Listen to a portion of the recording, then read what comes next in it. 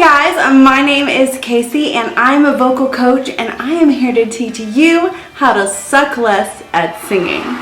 And the less you suck, the better you sound. So let's get started.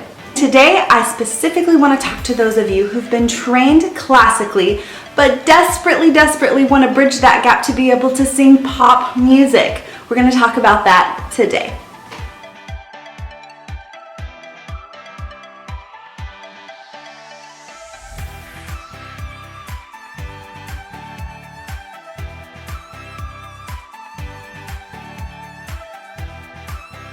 Okay, so we've talked about building a new mindset when it comes to bridging the gap between classical style singing and pop style singing. And part of this starts now when we're going to talk about your registers.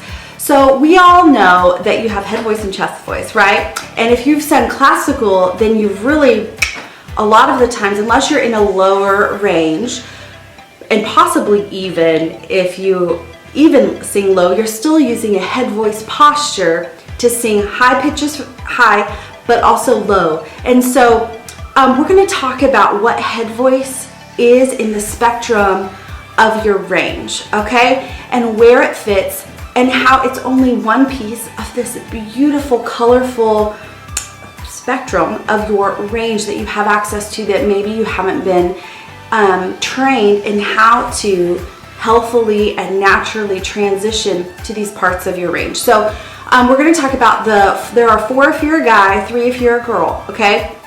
So there's 4 parts of your range. At the bottom you have your vocal fry, and it's below what your chest voice is. But so your vocal fry zone is like really low. And vocal fry, we're gonna in some other videos, I'm going to talk about what vocal fry is and how great it is for your voice to use. It's great for rehabilitation. It's great for artist style. It's great for bridging your gaps or your breaks between your registers. It's great if you have to meter out the air if you have an over airy tone. It's great to switch into if you're having trouble hitting a low note. Just go ahead and go right down into that.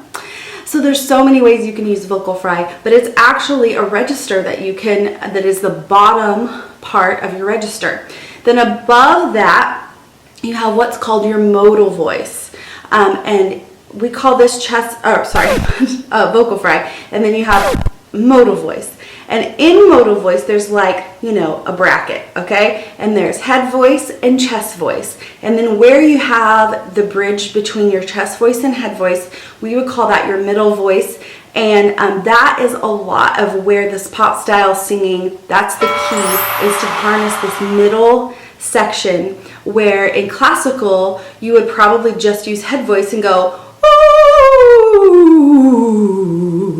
and I'm not even using chest voice, I'm using a head voice posture to sing low. And so that's usually what happens. So the next, guys have falsetto. I know there's like this big drama about falsetto. Yes, girls can mimic from my studies. Hey, if there are other studies out there, that's great. And I am open to them. I'd love to hear what you have to say. Let's start the debate.